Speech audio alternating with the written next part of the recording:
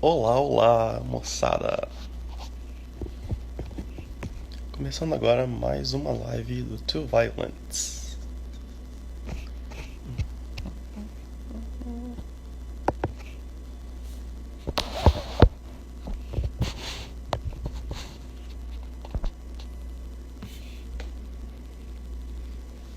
Boa tarde, pessoal. Vamos entrando, vamos entrando. Logo mais, em 4 minutos mais ou menos, a gente chama a nossa convidada aqui.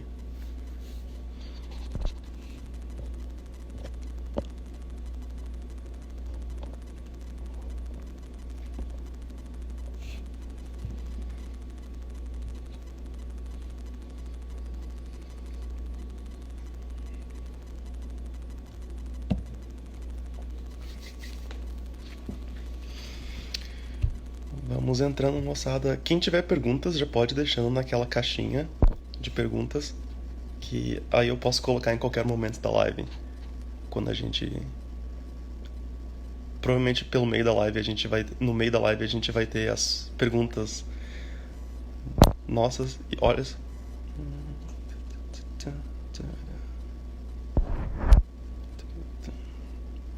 Olá, moça. Ó, o Alexinho já tá aqui, grande Alexinho. Até o Razer tá aqui. E aí, Razer, tudo certo? Nossa, nossa, eu tô nervoso hoje na live. Tá só o pessoal da pesada aqui e vai ser complicado pra mim, vai ser complicado pra mim. Eu tava falando com a Bruna outro dia que a gente começou a fazer a série dos vídeos didáticos. Aí a Bruna tava me falando que a gente sente um pouco de insegurança de fazer os vídeos didáticos porque tem gente de vários níveis. Aí a Bruna tava falando, não, porque se eu fosse gravar o vídeo, eu sempre fico pensando o que o Razer ia dizer do meu vídeo. Aí eu falei, nossa, eu tava pensando a mesma coisa. Enfim,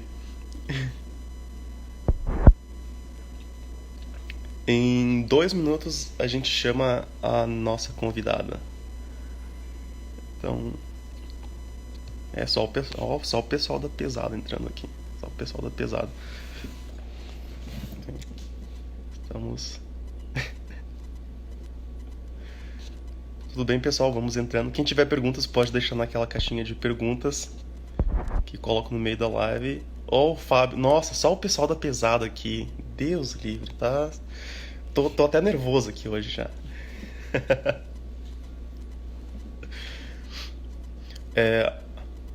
A minha gata, nesse momento, ela está acordada. A gata que eu tô cuidando, mas eu espero que ela não faça barulho. Porque até 5 minutos atrás ela tava enchendo o saco aqui. Não, mentira, ela tava conversando comigo. E eu espero que ela se comporte durante essa live. Enfim, qualquer coisa.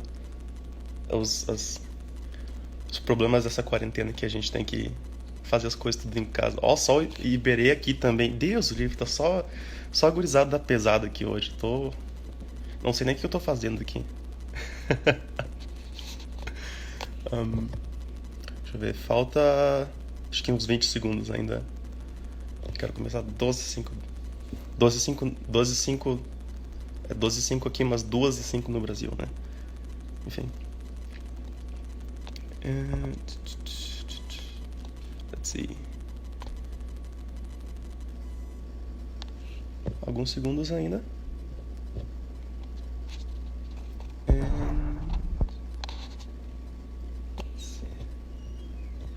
E são 12:05, so right now I'm gonna call our guest, Sara Ferrández. Let's see if not.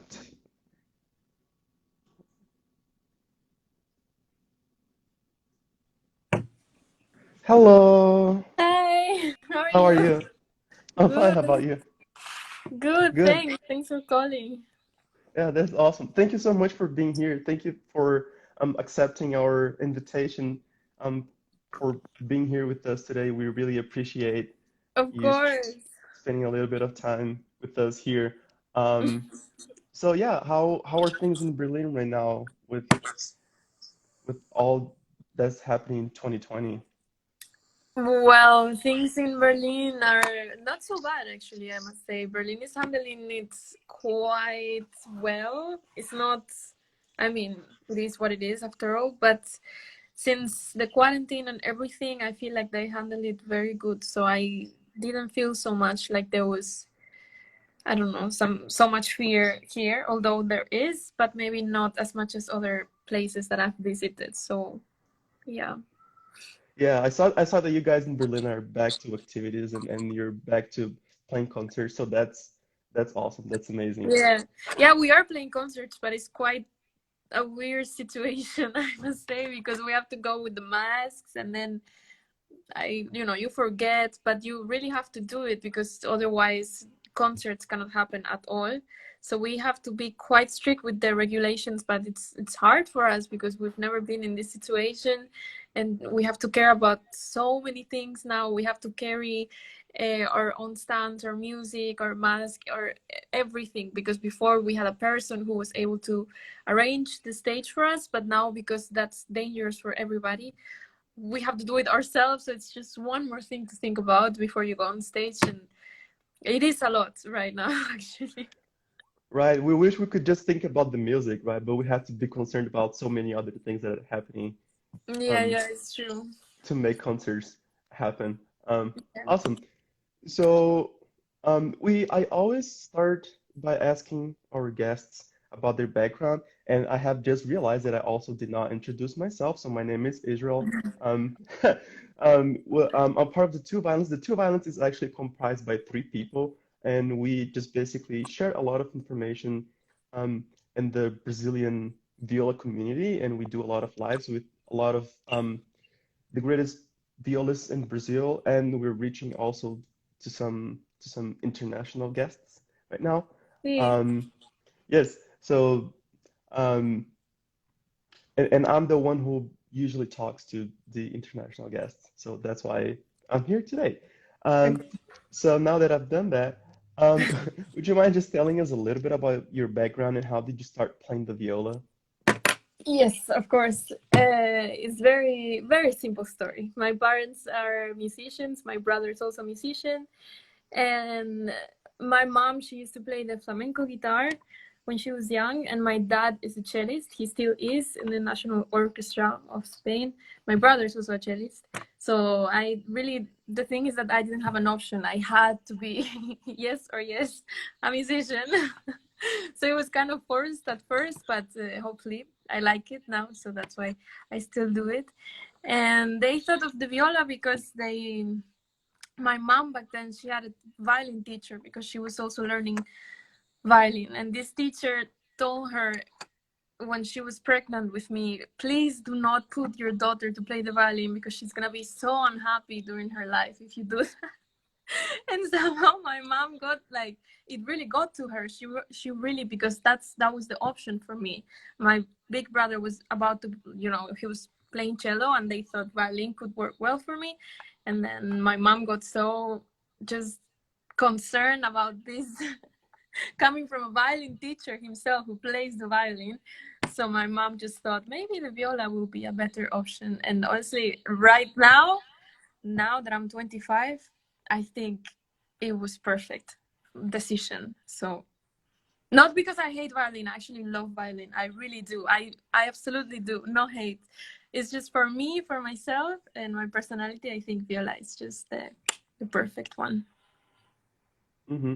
And did you have like, as far as I know, your mother also had a music method that she taught you. Yeah, yeah, So, yeah. I learned music with her method, actually, me and my brother. It's called El Mago Diapason. I actually put it all the time on my social media, on my YouTube videos. So if you explore a little bit, you'll find it. She has her own website. Yeah, and it's a very amazing method that she has been developed for 30 years now, and it teaches initiation to the instrument, violin, viola, cello, and piano, and also together with just the first things you should know, like solfege. And she makes perfect pitch. All of her students have perfect pitch. I know this is very annoying for many musicians who don't, and they're like, oh, stop it, but it's just important to have it. And I don't know, it's just she has a lot of schools and it's very successful. and the method works incredible. Hmm. And what languages are this method available in? So it is available in German, French, Spanish, and English and Catalan actually now. Oh, wow, that's amazing. Well, Yeah. you might want to consider joining Portuguese just because there are a lot of people in Brazil who follow you and they might some of them might be interested in that. That's Yeah, that's awesome. really cool. I will tell her because she's always trying to think what is the next thing, what is the next language. I'll do it. So maybe that'll be possible. Yeah, it's awesome. So, talking about your background, I think that the question that I received the most was obviously about working with Tabea Zimmerman. So I think everyone is looking forward to hearing from you what it is like to work with her and to have lessons with her. So I've been with her now for 7 years, almost. Is it 7 or 8? Something like this. Which is really a lot of time. Actually, after 5 years, she told me herself, maybe you want to consider go to someone else because you might get sick of me. She said she doesn't believe on more than 5 years studying with a teacher, which is great because it means she's very open-minded in that way. She's not, because many problems with teachers is that they can become just very possessive and they don't want to let you go. But this is not the case, which I'm very glad. So there was not like manipulation of the freedom in this case. She's been a great teacher for me actually. um she just works very incredible and she has so many tips that just levels up everything you do in no time. So for that is so great, and she's very nice person. You can talk to her if you have a problem. You can just explain to her what's going on. She's always asking you how you are. But at the same time, she lets you a lot of space for yourself. She doesn't interfere with your personal life, unless you make it her business, of course. So in that way, it's also nice because to have a teacher represents so many things. It's not just when you are playing for the teacher, but it's also the relationship itself. So I would say musically and personally worked quite well.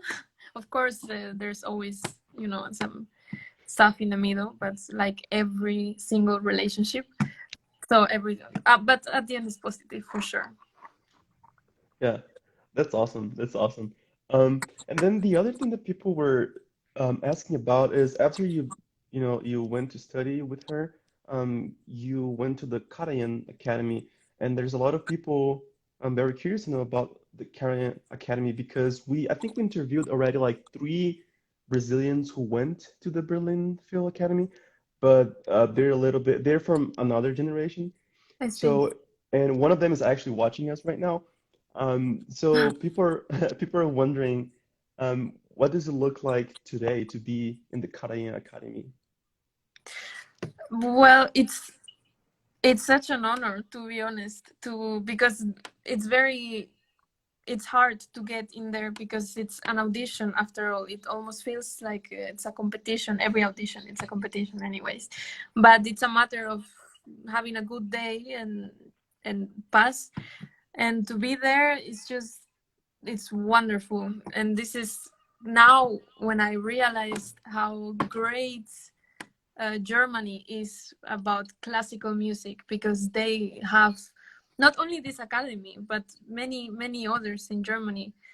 It's just amazing what they do for young musicians and all the training. You basically they give you all the tools that you need. The only thing you need to do is work hard and practice, and the rest is all there. And if you are capable enough to manage everything, then you just have to focus on yourself and practice, and yeah, that's it. So it's really, I'm so happy about being in the Karajan. Actually, I only have good words about the Karajan and the Berlin field, everything, and they are treating me so well, and they care really a lot about the academies. It's really amazing what they're doing. Hmm. What does the routine look like in the academy? It depends.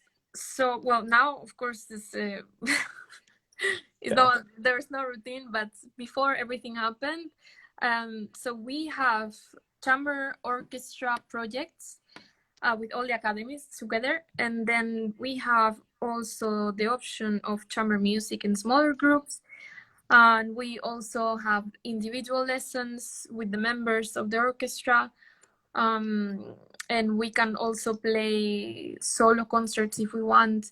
So actually you have everything you want, and the problem is whenever, because you also play in the orchestra in the Berlin field with them some weeks, so when you have a project with the academy and together with a project with the orchestra, and maybe you also have a chamber music group going on and a lesson, then these weeks can be a little bit stressful. But like sometimes you only have like half an hour to eat, like one of these days. But if you go through that, then it's great. When projects don't collapse with each other, then it's wonderful, because you have, for example, one week, a whole week of orchestra, and then you're just focused on that, and then you have, I don't know, like chamber music, and then you just focus on that. So I don't know, I guess actually there is not like, I mean, even when you have weeks with the orchestra, which is supposed to be a routine because of the schedule is always the same, it never feels like a routine, because every week the program is different. You're sitting with somebody else, the conductor is another person. So it's just, there's not really a routine. It's like organized music, I guess. Organized because there is a fixed schedule, but there's not actually a routine, which I really love, because I tend to get bored easily. Oh, yeah. But that I mean, it's a really cool experience. So I think it's worth it, right? I mean, imagine what if, I mean, what does it feel like to play with the Berlin Phil? Wow, it feels so good. It feels amazing. It really does, I tell you. It's so amazing. These people play incredible, and to be just like in the middle, and it's just the sound is coming from there. It's just it's one of the best feelings every time I get to play with them. For sure. It's incredible. Hmm. Wow, I cannot even imagine what it feels like to play with Berlin Phil, you know? I It mean, how feels was always unreal, but yeah. how was like your very first experience with them? Like, were you like nervous? Were you like anxious? How was it? Wow, the first week I remember so clearly. I woke up so early without alarm. This means I'm super nervous already. And then I was freaking out the whole morning going there. I was completely freaking out.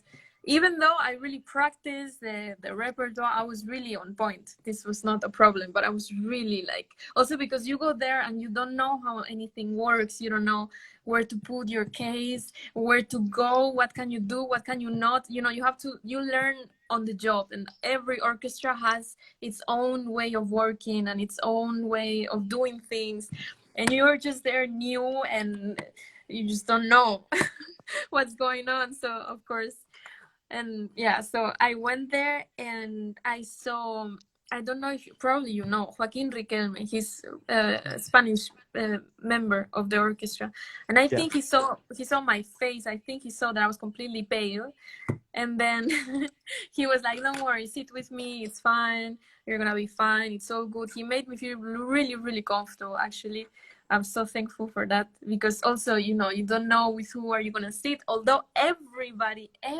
is so sweet and so nice, but you know, on your first day, you imagine that something is gonna go wrong and somebody's gonna be mean to you, like this typical stuff that never happens, and it only happens in our head. So at the end, everything was fine. I was freaking out for no reason, because I was prepared and I was sitting next to this really nice person. So it went great. It went great. Oh, that's awesome. It's really great to know that also there are really good people in the Berlin Phil. We did an interview with Mate Zügs, and you know, he Yeah, was it's like so. just so simple and so you know, it's good to know that there are great people out there who play really well, and they're just really great people in personality wise. So it's awesome to know about that. And since you have like so many things happening, like you have your The Karain Academy, which you just told us that you have sometimes a lot of stuff going on, and then you have, your YouTube live, and you also have to practice the viola, right? How do you how do you manage, or what does it look like your personal practice routine? My personal practice routine is non-existent. It's not a routine as well. So I can tell you I'm not a routine person. I mean, sometimes I am, and I like it. I do the same thing. I try to organize. I like to organize things a lot. But I don't like to just have like a fixed thing. I just like it a little bit more open. So it depends. It depends. Right now it's very freestyle because I have some different projects during the month. So every week I practice just for the next project. I'm trying to just do step by step now and not get overwhelmed with new repertoire. So I practice every day almost. Yeah, except for typical cheat day that you don't want to. This day I don't practice like everybody else, but normally I try to practice every day. And yeah, I organize it morning, afternoon normally when everything goes well. And yeah, just try to every day get the repertoire done. That's it. I do some scales at the beginning and then I just start immediately with the pieces. How long, I mean, of course, every day is different, but like how long would you say that your practice sessions are? In the so if it's different also because if I have something solo, I practice more. This is true. I need more practice because I need to feel more confident physically with my instrument. Maybe it works, but I just for myself to have the, like when you train, it's just a physical feeling. So if I have a solo concert, I practice 4 hours a day to feel really good. I don't usually do more than that because then I start having pain in my neck. When I was preparing for competition, I was practicing 6 hours more or less for 3 months, something like this. But that's really extreme. I only did that 2 times in my life. That's it. Normally, if I practice a lot. For me, a lot for myself, it's 4 hours a day. And if I just have like chamber music and I combine stuff with rehearsals, then I do 2.5 hours, something like this. And with that, I feel normally good. hmm And you said that if you practice more than 4 hours, you have pain. And how do you deal with pain though? For some people, like they don't even like feel they don't have any issues, but it's interesting that you mentioned it. I tried not to deal with it at all. That's why I stopped right when I start feeling uncomfortable. So I never had to confront any real tendinitis or any pain situation, thank God.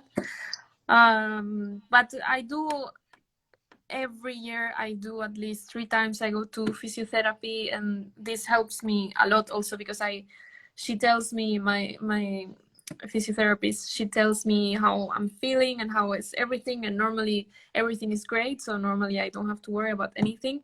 I just have to keep, I do some sports also, which also helps on a daily basis. I think is the thing that helps me the most. Just not so much, but just like a little bit of running and maybe some workouts just to feel also just stronger, actually, even if I'm not physically stronger because I'm not strong at all, but just like your articulations in the body just feels like you're just more flexible and more healthy, and it all goes together. If you have a healthy life, then you're not gonna have pain playing. You're not gonna, it's at the end the recipe is very easy. hmm That's cool. That's cool. I got some questions from the Instagram. We put a story with questions, and then I just want to make sure that I covered them. Most of them were in Spanish, but I translated them to English. So I'm really sorry because my Spanish and German suck. So English is the only language that we both speak very well. We even have someone from Bolivia here in the comments asking us to do it in Portuñol, um, Oh my a mixture god. between Portuguese and Espanol. Is Maybe I because can try. Let's see. yeah, I mean, I'm able to understand it, but I'm really bad at speaking it. Yeah, but feel free to do whatever you want. People in Brazil, they can understand Spanish pretty well. Great, great. Um, yes. So one of the first questions is, what do you do right before you perform, and what do you think while you're performing? Before I perform, I'm normally like, you mean like right before or during the Like, let's say, day or a couple hours before? It depends the timing. yeah, I would say like 30 minutes before, so you're probably at the venue Okay, already. 30 minutes before, normally I'm freaking out big time. Normally, big time. Like, I'm at the moment where I'm like, why am I doing this to myself? Yeah, that's what's going on 30 minutes before I go. But at the same time, it feels good. I don't know, it's kind of addictive. This like, oh, I don't like it, but I love it, you know? I don't know. So 30 minutes before, basically I'm trying to calm down mentally. I'm just trying to convince myself that everything is gonna be okay and I'm ready. And I do like a lot of mental work 30 minutes before, just because you know you need to stay positive, because naturally we start getting like negative comments, negative thoughts in our minds, like, oh my god, I'm gonna like fail, or this is not gonna go good, or whatever. So what I do is mental work, and I try to just like fight this voice inside with positivity. And then while I perform, it normally goes like, oh, look, I can do it actually. It was not that bad. Why did I freak out so much? And then I just try to enjoy and not to think so much about what I practiced or what I didn't, you know, because once you're on stage, that's it. You cannot redo things like when you're practicing. You just have to, there's no time to think. You just have to go for it. And I try to go for it. So that's it. And then while you're playing, like, what do you concentrate the most? When? While you're playing, like at the moment that you're playing. Normally, I can concentrate. It takes me a little while to concentrate when I'm on stage, because it's very actually distracting first when you go out, and you know you were in the backstage for, I don't know, maybe 1 hour in your room, and then you're in this environment, and then suddenly it's like a shock. You're in a big hall and people are watching you. It's so weird, the whole thing, if you think about it. Suddenly you're in a big room where people are watching every movement you're doing. You're suddenly, the spotlight is on you completely. So of course, like, we don't realize it, but of course it's impossible to just like be super concentrated unless you work on this and you just go on stage like not caring about what's going on. But me, I like to just like, you know, look and see the public and this and that. So of course that cuts my concentration, but hopefully it takes about 10 minutes, 5 minutes to feel good, which is, Hmm. if I play a short piece, it's not very good. But normally for recitals, this is how it goes. Yeah, exactly. Like if you have to play the Vita Caprice, which is like, I don't know, like Yeah, 4 minutes, and it's solo. By the time you're done, then you're relaxed, right? yeah, I've, actually. yeah, I've been there. I've been there. Awesome. So, something else that people were asking about is, a lot of people think that you are a complete artist and you're really expressive, and they were asking, what do you think that someone needs besides the technique to be considered an artist? I think for me, under my opinion, is to be themselves as much as they can, because this industry, they just try to put so many people in a box, and they tell you how you have to be in order to reach whatever success. But I think that's a mistake. I think if you're not yourself with what you do, and this we do every day, so it's part of us. If we're not ourselves, then it's not gonna work. So for me, this is my one and only motto and advice and everything. Uh-huh. And I know that you told us that you're because of your parents, you didn't have the option of not being a musician. But some people asked if you ever felt like maybe quitting the viola or just not doing it as a career and doing something else. Have you ever thought about that? Yeah, absolutely, especially during teenage. Oh, When I was really? yeah, I had few moments when I was a teenager that I wanted to quit and be an actress or something like this.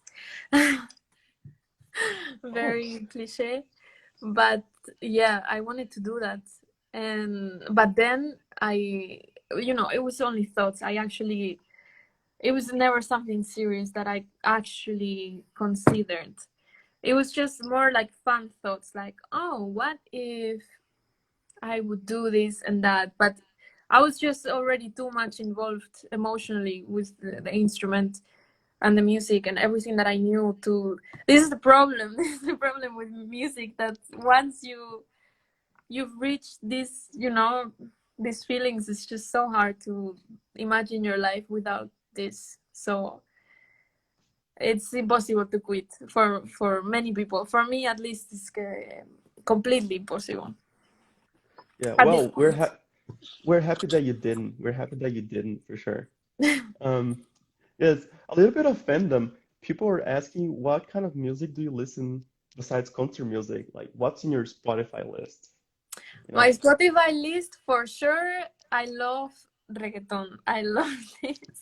Oh, I like the classic ones like Daddy Yankee and Wisin and Yandel, all of those. I love it, especially when I go work out. This is what I do. But it goes so big actually. It goes. I also love hip hop, American hip hop, French also. It's nice. Also, jazz, I used to love it more, now a little bit less, but jazz I also like. I love pop. I love, love, love, love, absolutely love Rosalia. Love her.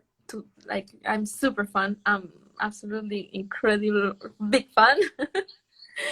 And what else? Yeah, that's basically it. Actually, I didn't listen to a lot of classical music for many many years. I mean, of course, here and there, but not daily. And this I realized like some months ago. Um, and since because my boyfriend, he listens a lot to classical music. He's a violinist himself, and I was just so impressed because by me negative feeling, because I was like, oh, I'm also a musician and I'm not listening to all this amazing music that I know it's there. Maybe it's because the fact that it's there, you just don't listen to it. The fact that we can always listen to a symphony or something. I don't know, maybe I took it for granted, but I started to listen again to classical music and I love it. Actually, I came back to it. So, answering to your question, I think I listen to everything. Yeah. yeah. But like when you listen to classical music, is it something that you say, okay, now I'm gonna stop everything that I'm doing and I'm gonna do a deep listening? Or you're like cleaning your house and listening to No, that's the Beethoven? thing. That's the thing. Like, I cannot just. It's not background music, classical music. It's not. You have to. You cannot just. I mean, maybe yeah, once you can put, but if you put it like huge, like super loud volume, you can put a symphony and you can walk around the house if you hear it well.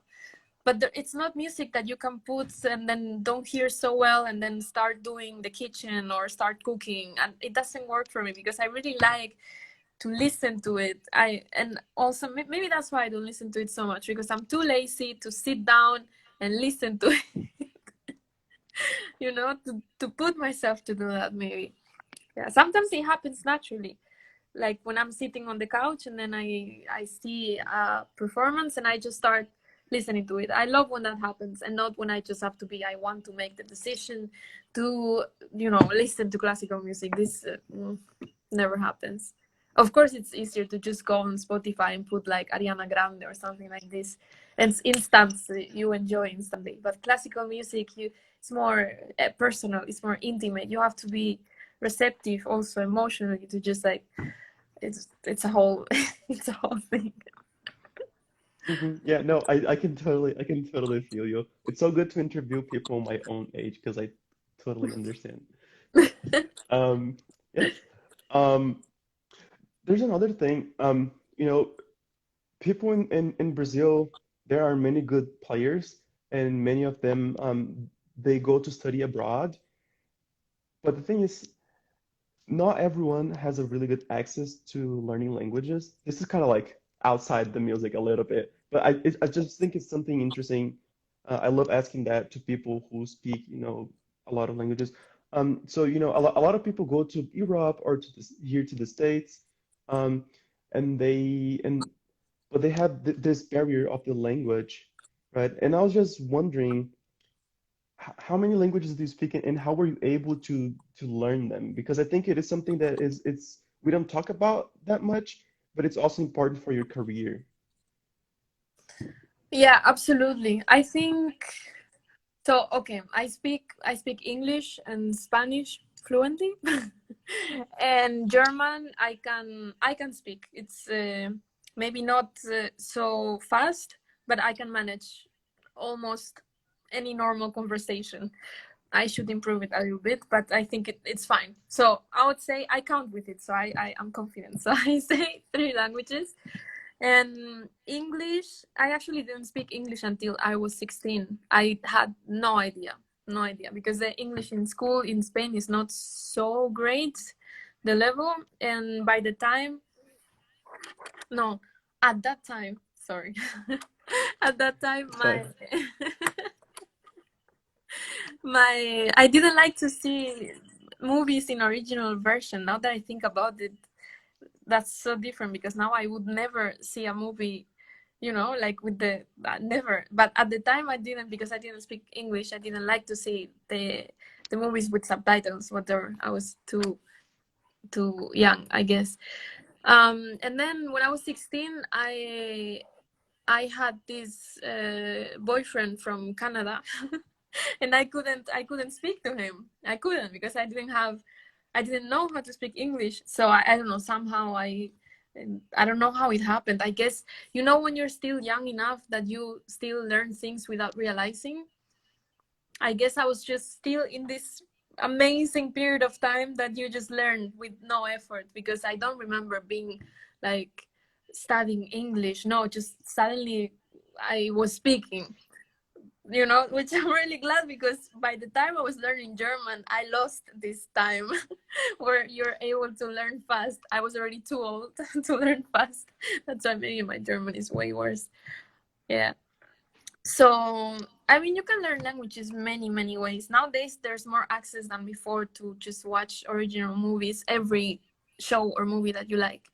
Um, that's the best thing I can recommend. And also, if your boyfriend or girlfriend speaks other language, then you don't have an option. You just have to speak English. So I would recommend those two for sure.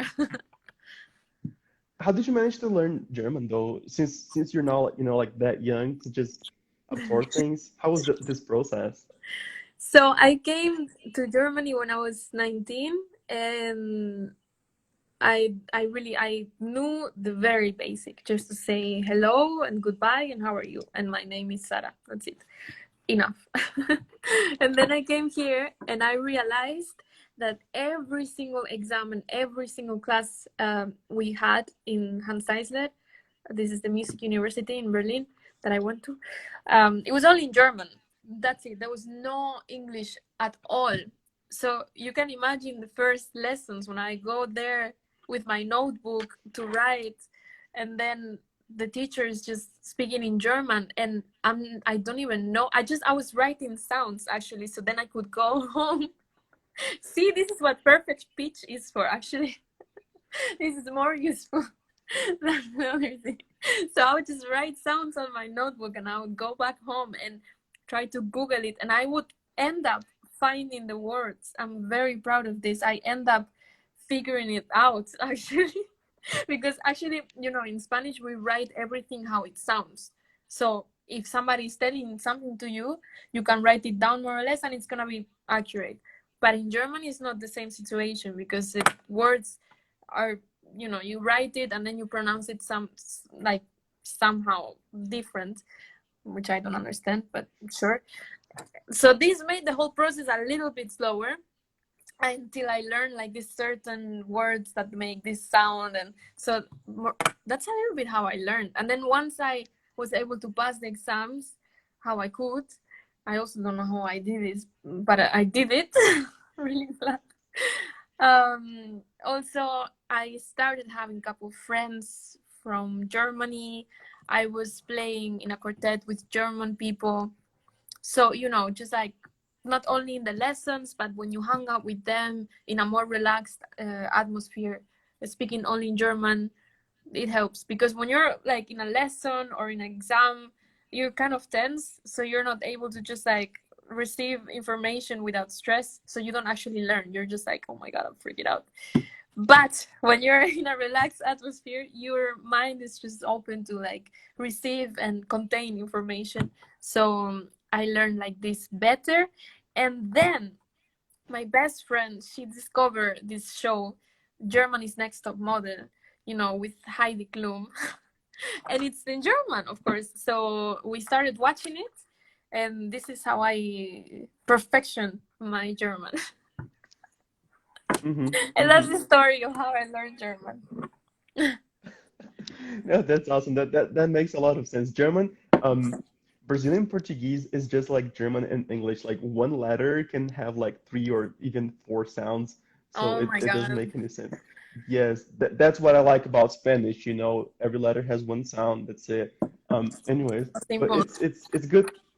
Yeah, it's good to hear from you about learning languages. I know that you also teach in German, so I imagine what an experience it Yeah, I must was be. teaching actually a 4-year-old in German, violin, actually violin lessons. Oh my God. Actually, but I learned also German this way because, I think we sort of had the same level, this 4-year-old and me.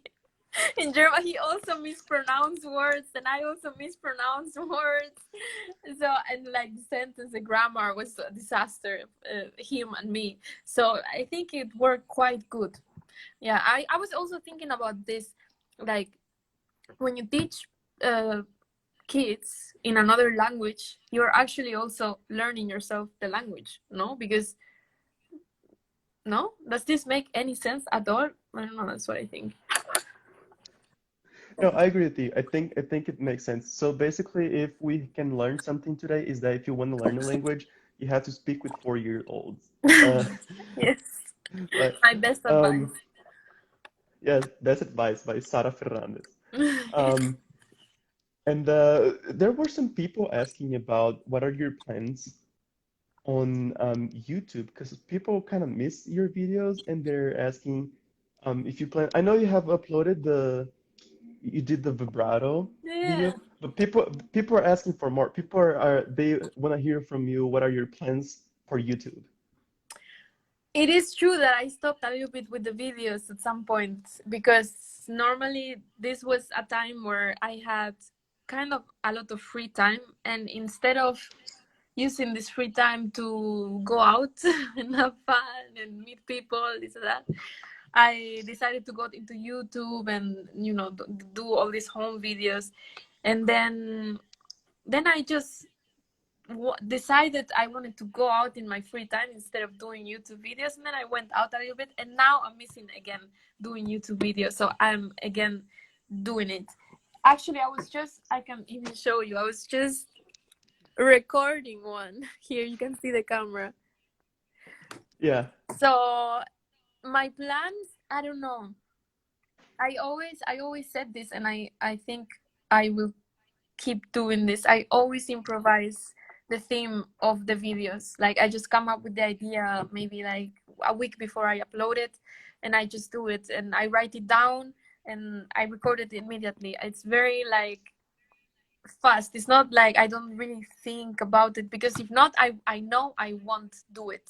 For me, it has to be like, okay, I have this idea and then I just do it and then that's it. So I wish I could tell you the kind of videos that I'm gonna be making in 3 months, but maybe I start doing something completely different because I get inspired by either other musicians on YouTube, or I get an idea from someone, or suddenly I change my taste on whatever. I'm very like changing person in a way.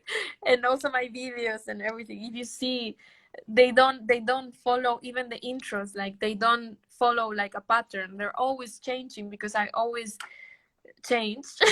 You're gonna think I'm crazy. I'm not judging you. Don't worry. Don't worry. No, but this is how it is, really. I just like what feels good in the moment, I do it, and there then if I do it this way, I feel very confident about it. So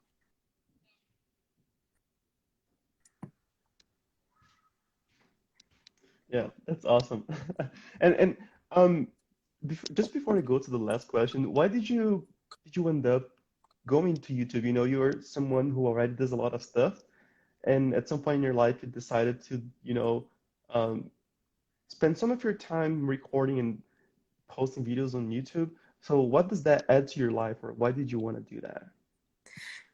I always, since I'm a kid, before YouTube was a thing, before being a YouTuber was a thing, I was always making videos at home. Always. I would just make the videos for my own. Like, it was not a thing back then to upload anything. So I would just do it for fun. I this is the actress part, I guess, that I talked about before. And then one day I was just thinking, how can I combine this recording thing with music? Because at the time, and I'm only talking about 3 4 years ago, really nobody was doing, no musician. Maybe Ray Chen was already doing something, but I think he was the only one, I think, at the time, like 4 years ago.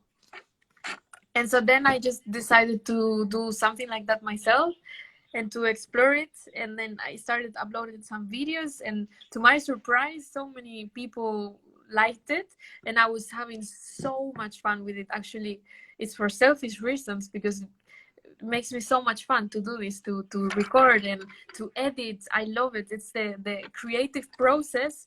Even if the video at the end is nonsense, the creative process for me is such a gift. It gives me really a lot of joy to do this. So it actually gives me a lot, and thanks to it, I became better to speak in public, because it's not so easy to speak to a camera when you're alone, because you see all these people on YouTube and you're like, oh, whatever, it's easy, I can do that, but if you think that, then put a camera and try to do something that you're gonna upload it and people are gonna see it, that you're gonna put yourself out there.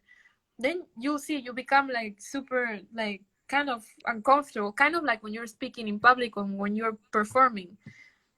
So this actually helped me a lot in for my performances, to be just more free and to feel more free and to speak better in public and to lose a little bit this fear of, oh my God, what are they gonna say about me? So it's all positive, my experience about YouTube. Oh, that's awesome. I should start doing that. Maybe I'll play better. Awesome. And then um so for our last question, because I don't want to keep you here forever, um it's probably almost 8 in Berlin, I guess. Yeah. Yes. Um um so the thing is, we created this channel over the quarantine situation because, a lot of people were not able to play in ensembles. A lot of people were not able to even have lessons. Especially in Brazil, a lot of people just don't have the access to technology to be able to, video chat and stuff like that. Um, and I know that things in good part of Europe are already coming back and people are playing concerts again and that kind of stuff. But the situation in Brazil and even here in the States, especially in Texas where I live, which is not doing really well, the situation here in the American continent is not like still not like the European. We're still like in quarantine. We still have a lot of restrictions. We're now coming back to like planning concerts and stuff like that. So it was a time for us where we were not very motivated, right? We had a real hard time struggling with playing the viola. A lot of people started doing something else. A lot of people really thought about quitting. Um, so my question to you is, since you have been to quarantine a few months before, what are your suggestions and advices for us to keep motivated and doing our thing in such a hard time like this? So what happened with my quarantine is that I really made sure to take sometime, actually the time, whatever time it was, how long it was that I needed, just without the instrument, just to reflect on myself and just stop, because you always have to think about the positive about everything. So I, before all this happened, time was starting to be very problematic because we were living a super chaotic life and you have no time to think about anything. And I was also on March, I was not feeling so great because I didn't have time to think about anything. So when the quarantine came, I just stopped everything. I was not practicing for, not because I lost motivation, but I just wanted to make sure, that what I'm doing is, I don't know, meaningful to me. So many questions that I had, no doubts, just like I just wanted to think. I just wanted to have some time to think. So I stopped practicing. I think it's good to stop practicing now that we have the chance, because now there's not so many concerts going on. And the moment we're gonna get out of this, and we will get out of this soon, I want to think, it's just gonna be crazy fast rhythm of life again. And so I was very aware that this was an opportunity to stop, and this might not happen ever again. This opportunity to stop, not the pandemic, but the opportunity to really stop practicing with no regrets, is not going to happen for maybe never, or when I'm a grandma or something. So I made sure I stopped and just I did everything else that made me happy. I was baking cookies, I was cooking, I was watching movies, I was sleeping until I didn't want to sleep anymore. And then once I reached this really relaxed set of mind, I was looking forward to practice and I was looking forward to be motivated again. So it just sort of came naturally. So I would say you can allow yourself to wait for the motivation to come to you, because we're always forcing ourselves to, oh, I have to be motivated, I have to stay motivated. And believe me, now that I'm back to work and I'm back to having concerts, I have August full, and I'm basically back to the other life, in a way, in a more uncomfortable way, because what we talked at the beginning with the mask and concert and everything. But now that I'm slowly going back, I'm really glad that I stopped for a few weeks and I didn't make myself guilty for stopping, or I didn't freak out, or I didn't pressure myself to stay motivated, because motivation will come sooner or later. Of course, you can make yourself motivated, but at this time where there's no chance that we can go out and have normal life and concerts, I think it's fine to just stop, and it's fine, and just wait. And if you're super motivated, then practice all day. You just have to do whatever your body wants, or whatever your mind wants. Yeah, exactly. That's that was my best advice. I don't know if it's Oh, a bad one or a good one. I But think I think it's an amazing advice. I think it's awesome. Yeah. thanks. Yeah. So, thank you so much for being here with us today. We really appreciate You. that you took some of your time to, people are really looking forward to this. People in Brazil love you, No, thank you and, so they much. are always updated in everything you do. I hope you can understand a little bit of Portuguese because people are posting comments here in Portuguese. The writing is very like Spanish. Uh, yeah. Yeah, it's very similar. But once again, thank you so much. I think this was a wonderful live, and yeah, I hope you stay safe, and I hope you're able to play more concerts and share more content with us because we really appreciate your work. Thank you so much. Thank you so much for your time as well. Oh, thank you. All right. Have a Okay. good evening. Thank you. Thank you. Bye. Bye bye. Bye bye. É isso aí, então, moçada. Essa foi uma live muito massa. E obrigado a todo mundo que ficou com a gente aqui até o final. E fiquem ligados que a gente vai postar mais conteúdos nas redes sociais. A gente vai postar mais coisas na série dos vídeos didáticos. Inclusive, eu tô gravando um vídeo sobre pulso e gestos nas músicas, nas danças de bar, e eu acho que vai ser legal o vídeo. Ahn, Enfim, e a gente provavelmente no final do mês vai ter uma live extra no Facebook. Provavelmente, não quero dar spoiler, mas provavelmente vai rolar. Então, eras isso. Muito obrigado para quem ficou com a gente até aqui. E vejo vocês na próxima. Falou!